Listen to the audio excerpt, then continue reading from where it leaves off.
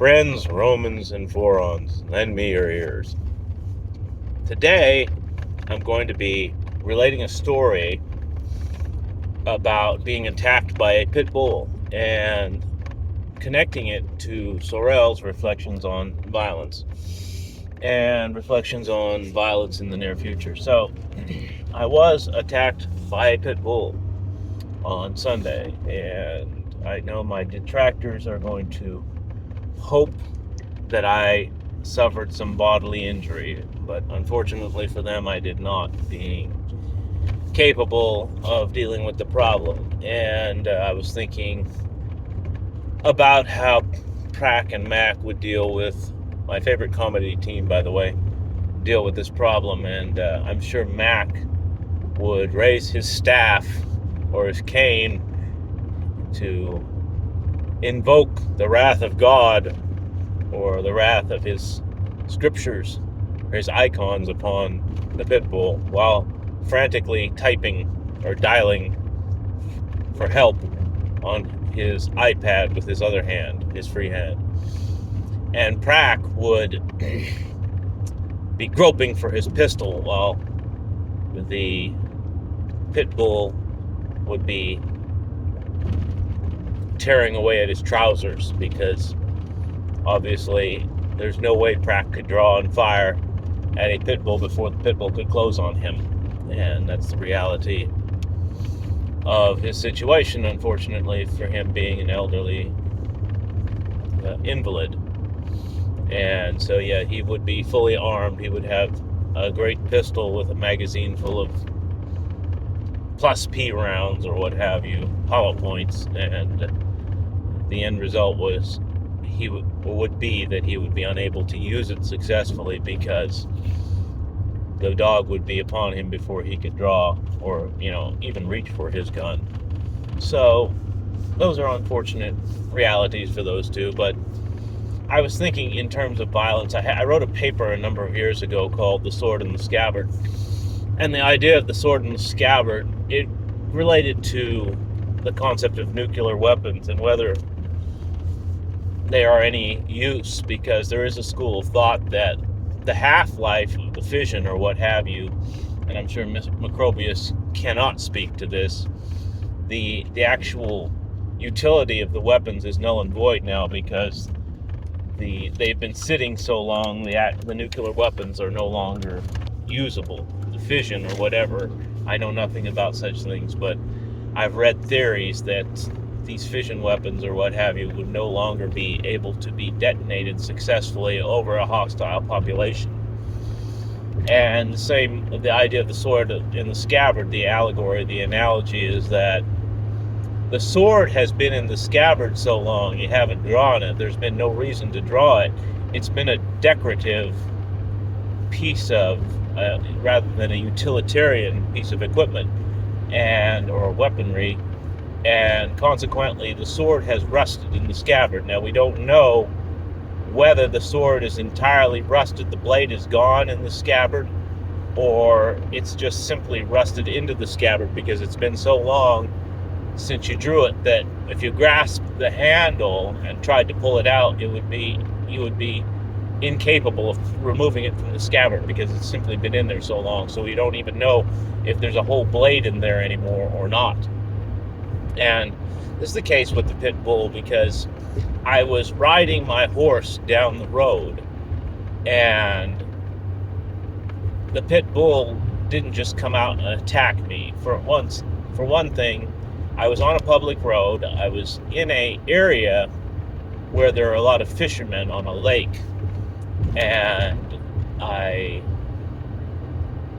was simply riding. So this was a pedestrian-heavy area, and the owner was standing in his yard looking at the road with his dog in the yard, and he was a tattooed gay man, gay millennial or gay zoomer or what have you, and incapable of controlling his dog in any way. Now, I've had the experience of being rushed by dogs many times. That's no big deal. But I had never seen a dog actually come and try to tear at my horse's legs. This was a new experience overall. The idea of the horse actually attacking my horse, and I could tell the horse quivered. He had actually caused her pain and had rushed in, and he had very strategically come in from an opening on the side, so not behind her, but directly underneath her, between her front and back legs, and was trying to tear away at the soft flesh of her inner leg. And this is where she was, he was actually causing her pain, where she actually reared up and was kicking at him and fighting back. But I've seen dogs nip at the heels from the back, but this dog actually came from the front of the foot. So it was very unusual to see something like that, and he did it in a very slinky way. Now this goes back to what I was talking about, Breck being unable to stop a dog attack with his gun because the weapon would simply not be available to him. And a lot of people don't understand, because they haven't spent much time hunting or being around predatory animals, that animals understand the concept of firearms. They understand that humans have a projectile weapon that makes a lot of noise and will kill you, and that humans therefore have a death touch that animals do not possess, and that humans are a worthy adversary. And so I would go back to a case years ago of one day my dogs treed a wildcat in the woods in a low tree, and the wildcat saw me coming, and I knew I was armed. And while I didn't have any bad intentions toward the wildcat, I didn't intend to shoot him. He knew that if he stayed in the tree, as far as he knew, I was going to kill him, because he was treed and the dogs were surrounding him, and he was going to get shot out of that tree once I came a little closer. So he elected to jump into the midst amongst 3 or 4 German shepherds and fight them off and dash away into the brush, rather than sit safely in his tree and potentially face death from me, because I was the one that he was more worried about, because I had a gun and he knew I had a gun. Wildcats, bears, predatory animals like that always assume the human alone in the woods on foot has a firearm. Dogs or no dogs. So a lot of people don't realize this about predatory animals, and the same thing with the pit bull. So the pit bull is not just going to charge you from the front. He is going to attack from the side or the rear if he thinks you have any possibility of fighting back. That's just normal predatory behavior. You don't attack.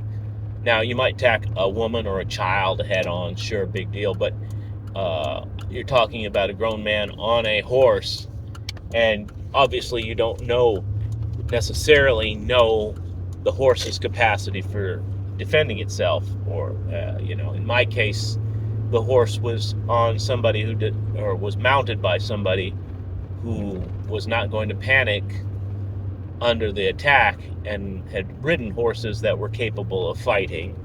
I've done reenacting and so forth and so on, and this horse was trained to be extremely athletic, and had been in fights before of this nature with dogs and other horses and other kinds of animals. So when I wheeled her and she reared up, she hurt the animal severely, and then unfortunately he came back for more, again from the rear, and he was badly hurt, and his owner had to pick him up and carry him away.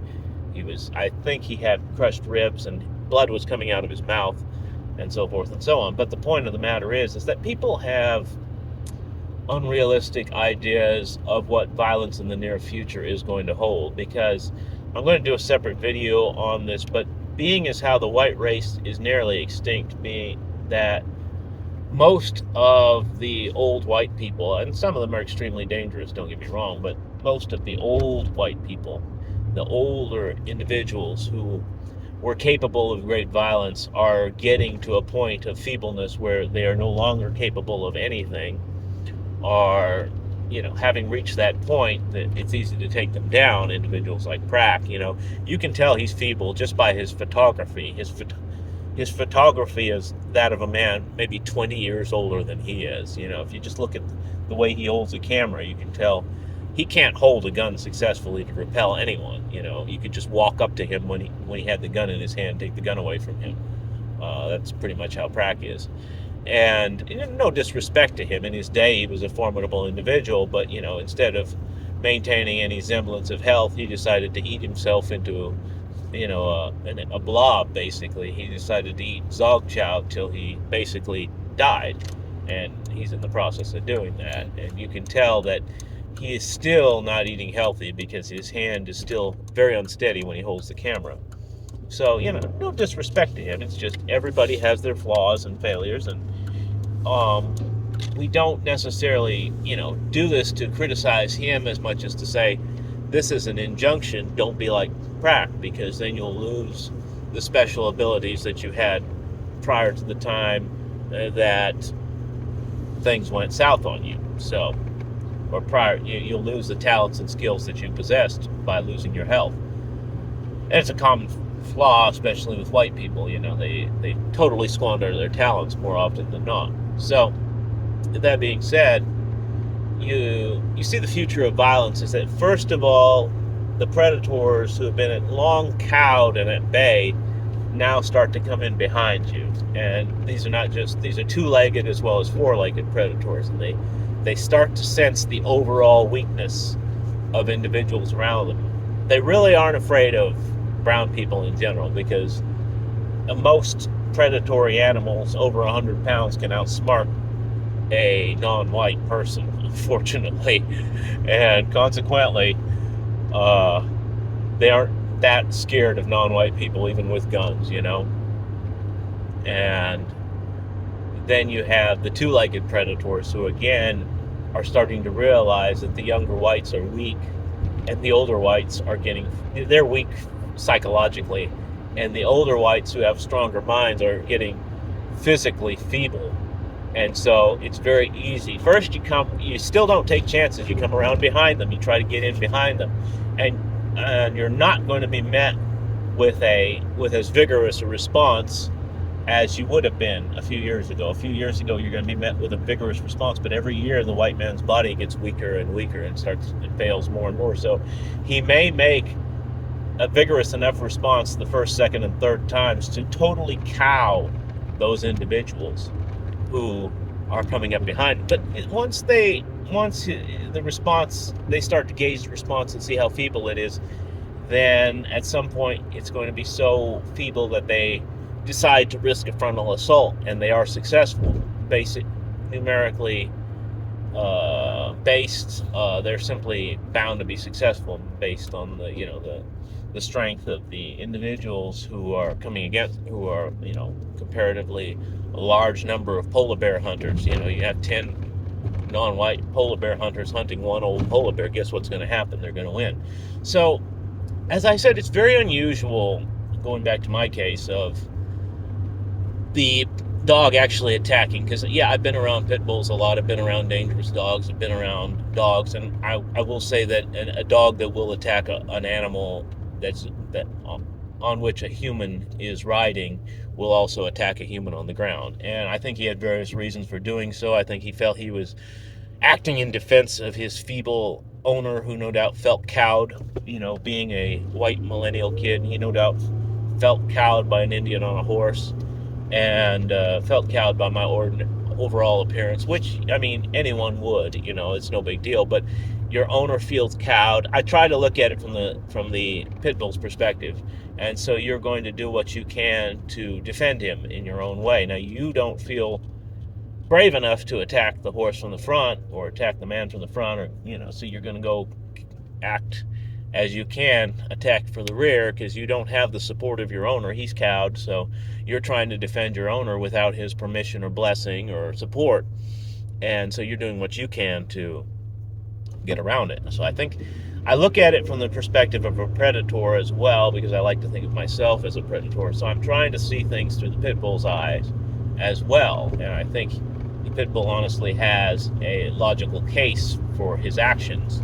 That being said, it's unfortunately not going to work for him. You still have to stomp him. Just because you understand the actions of your enemies doesn't mean you tolerate them in any way. But it's good to understand them, because that can inform your means of dealing with them successfully, and or better dealing with them, or better handling the situation. So, all that being said, this is a basis for looking at the future of violence, because I'm going to do a video on why there aren't really any white people left, because if we count all the white people that are old and sick and dying, the young white people don't really count, the old white people don't count, so there really are no white people. And I'm almost half white, and you really couldn't tell it.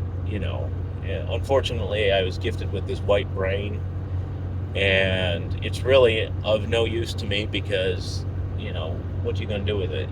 And it's of no utility to me overall, but I have it. It's what it is. I'm stuck with it. All I can do is try to prevent other people from miscegenating.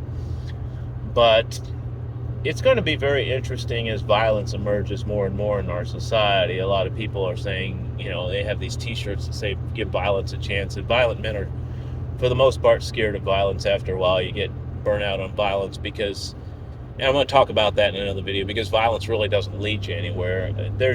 Violence has no rewards right now, but violence will have significant rewards in the future, which will induce more violence.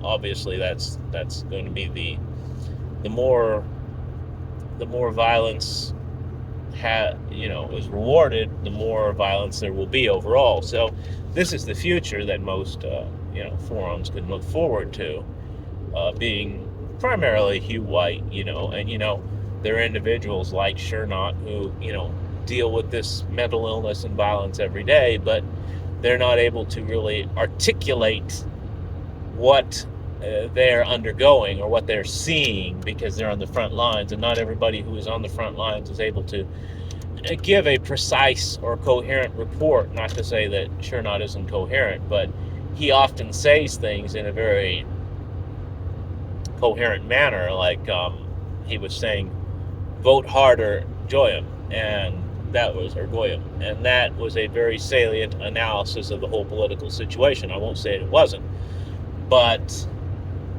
overall, he still is unable to describe what's going on, or what he sees as a bouncer in the nut house. That's what basically is. He'll say he's a behavioral technician, and all you do is rough up guys and make them take their meds.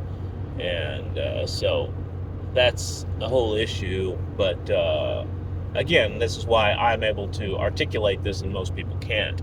And so you're welcome, and you can donate generously to my Cash App and Venmo. I haven't had a donation yet, but I want you to think about, after you've watched this video, Prac especially, I want $5 from Prac today. I want you to think about how I've enriched your life by being in it. And most people don't think about it, but I have significantly enriched your lives by intruding into your lives. And I want you to express your appreciation for me doing so by donating generously to my Cash App and Venmo. And you can do both. I take $5 each. That would be a great step forward for mankind and perhaps the white race.